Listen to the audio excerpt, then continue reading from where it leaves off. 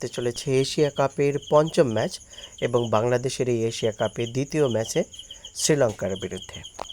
এই ম্যাচটি বাংলাদেশের জন্য অত্যন্ত গুরুত্বপূর্ণ। বাংলাদেশ যে গ্রুপে থেকে এশিয়া কাপে মোকাবেলা করছে সেই গ্রুপে বাংলাদেশ, শ্রীলঙ্কা, আফগানিস্তান এবং রয়েছে হংকং। তো আমরা ধরে নিই যদি হংকং প্রত্যেকটি ম্যাচ হারবে, অর্থাৎ প্রত্যেকটি ম্যাচে বাংলাদেশ, শ্রীলঙ্কা এবং আফগানিস্তান জয়লাভ করবে, তাহলে 6টি ম্যাচের 3টি ম্যাচ ফলাফল যদি আমরা ধরে নিই 3টি দল যে জয়লাভ করলো, তারপরে আর 3টি ম্যাচ থাকবে। সেই 3টি ম্যাচ বাংলাদেশ শ্রীলঙ্কা, বাংলাদেশ আফগানিস্তান এবং আফগানিস্তান শ্রীলঙ্কা। তো এই 3টি ম্যাচ থেকে যে দুটি দল জয়লাভ করবে বেশি সংখ্যক, অর্থাৎ কমপক্ষে আর একটি ম্যাচ যদি জয়লাভ করতে পারে এই 3টি ম্যাচ থেকে বাংলাদেশ, তাহলে অবশ্যই বাংলাদেশ দ্বিতীয় পর্বে খেলার একটা সম্ভাবনা থাকে।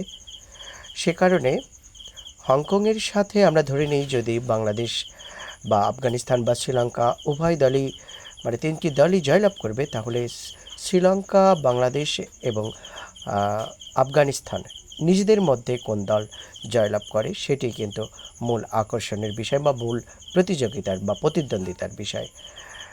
আমরা যদি শ্রীলঙ্কার সাথে সর্বশেষ টি-20 সিরিজের কথা বলি, তাহলে সর্বশেষ টি-20 সিরিজে শ্রীলঙ্কাকে 2-1 হারিয়েছিল বাংলাদেশ, সেই সুখস্মৃতি রয়েছে। এবং সর্বশেষ 10টি টি-20 ম্যাচের কথা যদি আমরা বিবেচনা করি, তাহলে সেখানে 6টিতে বাংলাদেশ জয়লাভ করেছে। এই সমস্ত সুখস্মৃতি নিয়ে বাংলাদেশ আজকে মাঠে নামবে। সর্বশেষ টি-20 সিরিজে বাংলাদেশেরই Liton Kumar Das man of the match হয়েছিল।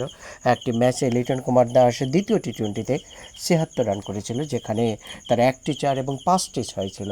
70 রান করেছিল তানজিদ তামিম।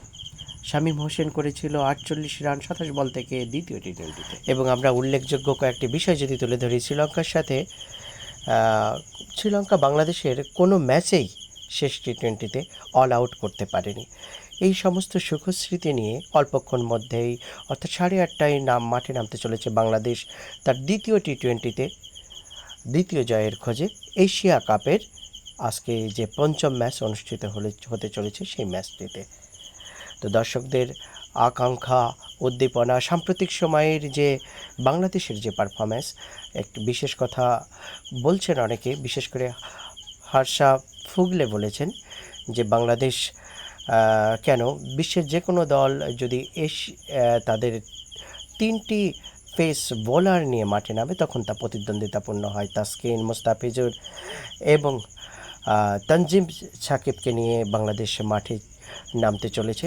আমরা অনেক প্রত্যাশা করি সাম্প্রতিক সময়ের দুর্দান্ত ফর্মে থাকা বাংলাদেশ এই ম্যাচটি জয়লাভ করে দ্বিতীয় রাউন্ডে বাংলাদেশ উত্তীর্ণ হওয়ার জন্য জোর দাবি জানিয়ে রাখবে।